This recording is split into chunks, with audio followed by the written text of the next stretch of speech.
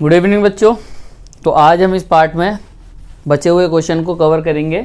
8.1 के हमारे पिछले पार्ट में 7 तक क्वेश्चन हो गए थे, तो अब हम आगे के क्वेश्चन करेंगे और इस एक्सरसाइज को ख़त्म करेंगे। ठीक है, तो क्वेश्चन नंबर 8 में आप देख सकते हो क्या लिखा है, 3 cot A = 4। देखो हर क्वेश्चन एक ही तरीके से ही है, लगभग कोई मुश्किल नहीं है, =4। ठीक है, अब फिर से वही कि cot A किसकी वैल्यू हो जाएगी, 4/5।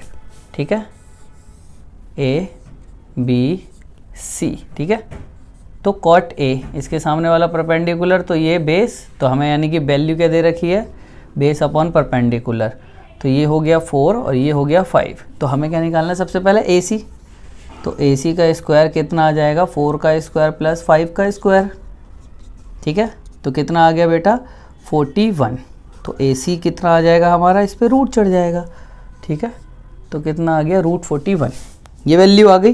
लेकिन हमसे पूछा है चेक करो कि 1 - tan square A upon 1 + tan square A equal है cos square A - sin square A के।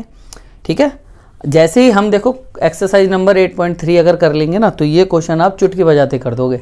लेकिन वो अभी हमने फॉर्मूले नहीं सीखे हैं, हम बेसिक चीज़ से कर रहे हैं इसको, जैसा कि कहा गया है उस हिसाब से। लेकिन जब एग्ज़ाम में आएगा तो ये क्वेश्चन मैं जब दोबारा आपको उठा के कराऊंगा ना, तब आप कहोगे तो बहुत अच्छे तरीके से हो गया है। तो ज़रा देखिए हमसे, सबसे पहले लेफ़्ट हैंड साइड ले लेते हैं हम, चेक करना है तो हमें 1 - tan स्क्वायर है, तो सबसे पहले tan स्क्वायर A की वैल्यू निकालनी पड़ेगी। वैसे कोई ज़रूरत नहीं है, cot A का अपोजिट ही होता है tan A, तो डायरेक्ट रख देते हैं 1 - अपोजिट 5/4 का होल स्क्वायर और 1 + 5/4 का होल स्क्वायर। तो कितना आ गया बेटा, 1 - 25/16, 1 + 25/16। ठीक है, एलसीएम लोगे तो कितना आ जाएगा, 16 - 25 और ये कितना आ जाएगा, 16 + 25/16। तो 16 से 16 कट गया, तो हमारा आंसर कितना आ गया, -9/41। कितना आ गया, -9/41 हमारा आंसर आ गया किसका, 1 - tan स्क्वायर A और 1 + tan स्क्वायर A का। ठीक है, अब हम क्या उतारेंगे, RHS। RHS में किसकी वैल्यू चाहिए हमें, cos A और sin A की। तो cos A की वैल्यू क्या हो जाएगी, ये रही B/H। B कितना है, 5 और H कितना है, √41 का होल स्क्वायर माइनस, ठीक है सॉरी B है, B कितना है हमारा 4 और ये कितना है 5/√41 का होल स्क्वायर। ठीक है, तो इसकी वैल्यू कितनी आ गई, 16/41 और इसकी वैल्यू कितनी आ गई, 25/41। एलसीएम कितना आएगा, 41, 16 में से 25 माइनस हो जाएंगे, तो आंसर कितना आ गया, -9/41। तो यस, LHS = RHS।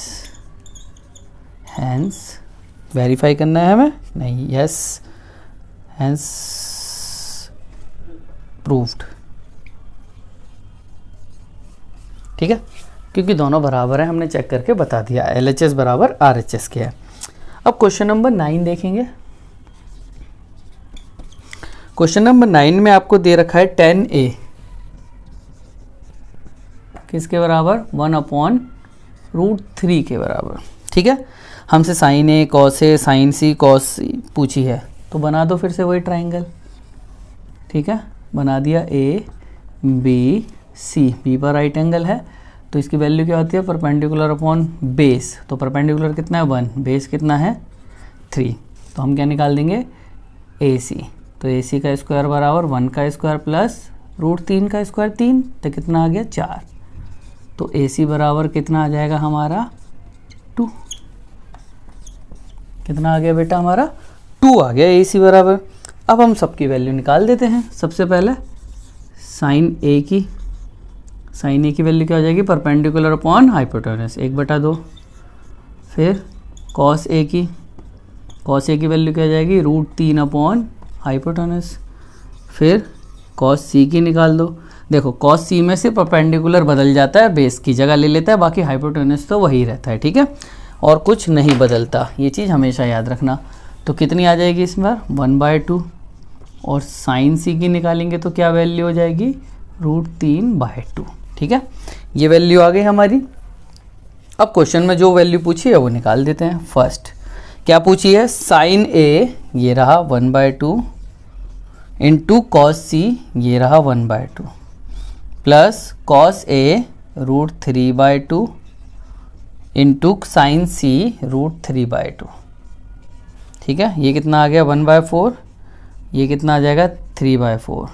तो 1/4 3/4 4/4 4/4 से 4 तो वैल्यू कितनी आ गई हमारी 1। तो पहले का आंसर कितना हो गया हमारा 1। अब सेकंड क्वेश्चन, ठीक है, सेकंड क्वेश्चन में क्या लिखा है आप देख सकते होंगे, 1 प्लस कॉस ए कितना है √3/2 कॉस सी 1/2 माइनस साइन ए 1/2 और साइन सी √3/2। देखो दोनों नंबर सेम है, सेम नंबर में से सेम नंबर घट जाएगा तो आंसर कितना आ जाएगा 0। तो पहले का आंसर 1 और दूसरे का आंसर 0 आ गया। ठीक है, नोट कीजिए, फिर हम 10 और 11 क्वेश्चन को ख़त्म करेंगे। क्वेश्चन नंबर 10 में लिखा है एक राइट एंगल ट्राइंगल है जिस पर Q पर ये राइट एंगल है, तो PQR। ठीक है, PQR हमें दे रखा है। PQR में जो PR प्लस QR यानी कि PR प्लस QR इन दोनों को मिला के PR प्लस QR बराबर कितना दे रखा है मेरे को 25। ठीक है, आपको स्क्रीन पे क्वेश्चन दिख रहा है 25 और PQ बराबर कितना दे रखा है मेरे को 5। ठीक है, PQ मेरे को दे रखा है 5 सेंटीमीटर। ठीक है, तो सबसे पहला काम क्या करेंगे, हम तीनों की वैल्यू अलग अलग निकालेंगे, फिर हम sine P cos P tan P की वैल्यू निकाल देंगे। तो बहुत ज़्यादा आसान है। देखिए क्या करना है हमें, सबसे पहले लेट कर लो, लेट PR को हमने कितना मान लिया x, तो भाई QR कितना हो जाएगा, QR हो जाएगा हमारा 25 माइनस x। जब दोनों को मिला के 25 है तो इसको अगर कुछ मान लूँ तो पूरे में से इसको घटा दूंगा तो इसकी वैल्यू आ जाएगी। फॉर एग्जांपल ये 10 है तो ये 15 होगा, तो 25 में से 10 गए तभी तो 15 आया। ठीक है, तो इसीलिए x मान लिया और x में से 25 में से घटा दिया तो QR आ गया। फिर भाई पाइथागोरस लगा दो, आपको पता ही है पाइथागोरस क्या करता है, PR का स्क्वायर बराबर किसके होता है PQ का स्क्वायर प्लस RQ का स्क्वायर या QR का स्क्वायर।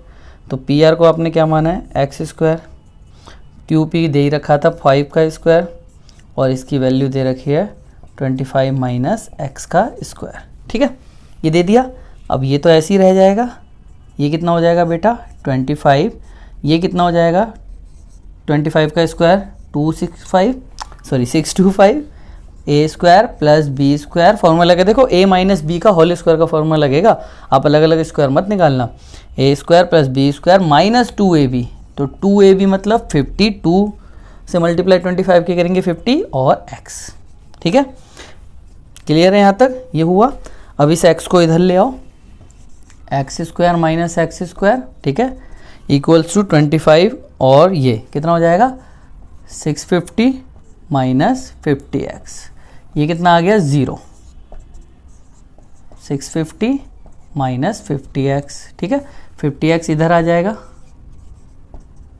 ये कितना आ जाएगा 650, x से 650 को 50 से डिवाइड कर दो तो x बराबर हमारा कितना आ गया 13, x 13 आ गया, यानी कि PR 13 आ गया, PR 13 सेंटीमीटर आ गया।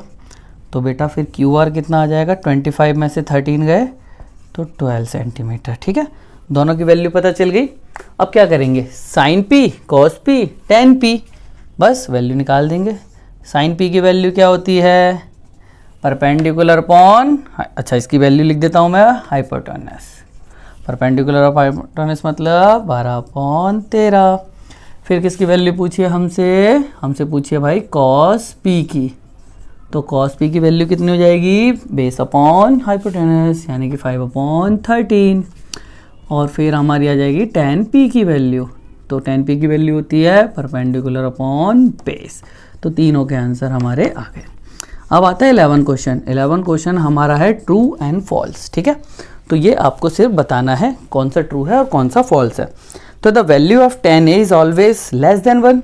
ऐसा तो कोई ज़रूरी नहीं है हर बार, जैसे आपके सामने ही दिख रहा है, बस यहाँ p लिखा है, हम 10a भी लिख सकते हैं। तो क्या 10a की वैल्यू 1 से कम आ रही है? नहीं, तो पहला तो फॉल्स हो गया, साफ साफ दिख रहा है, ऐसा कोई ज़रूरी नहीं है।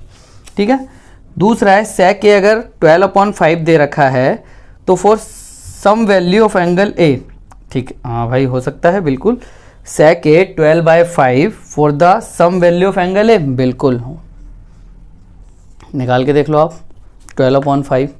ठीक है, क्या sec a की वैल्यू हो सकती है? भाई हो सकती है, आपको कुछ भी मानो भाई। sec a क्या है? हाइपोटेनस अपॉन बेस, क्या ये वैल्यू नहीं हो सकती? भाई हो सकती है, बिल्कुल हो सकती है, तो ट्रू है। ठीक है, थर्ड, आप वैल्यू कुछ भी निकालो, थर्ड चीज़ ही तो बदलेगी, लेकिन अगर हमने दो चीज़ कुछ भी बोल दी तो तीसरी चीज़ तो उनके अकॉर्डिंग निकलती है ना।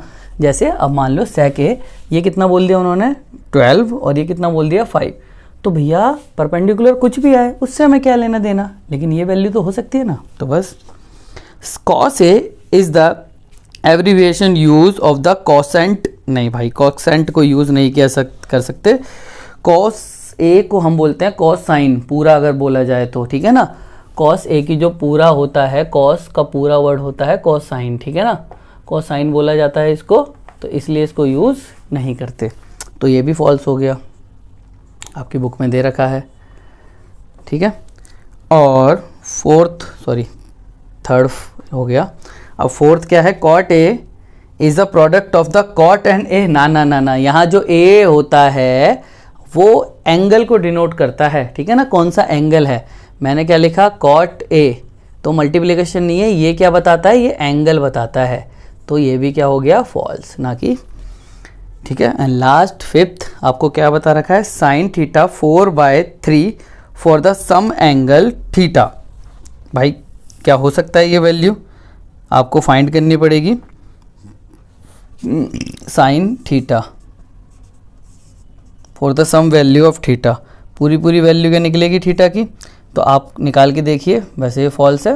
लास्ट क्वेश्चन आपके लिए है, ट्राई करना, तो ये सारे क्वेश्चन हो जाने चाहिए। तो एक ही ट्रू था, नॉर्मल से क्वेश्चन है, जो बेसिक रूल बताएं उनके अकॉर्डिंग आपको कर देने हैं, क्या फॉल्स है क्या ट्रू है। ठीक है, तो ये एक्सरसाइज यहाँ पर ख़त्म होती है हमारी 8.1। अगली एक्सरसाइज में हम 8.2 करेंगे, उससे पहले हम बेसिक थोड़ा सा बता देंगे उसका कि क्या क्या यूज़ होगा।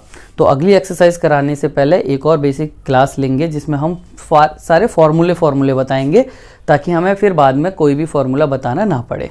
तो ठीक है, ये एक्सरसाइज हम बाइंड अप करते हैं, तो मिलते हैं अगले पार्ट में। थैंक यू फॉर वॉचिंग, ऐसे ही देखते रहिए, बने रहिए हमारे साथ। ठीक है, सुमित सब संभाल लेगा। Thank you.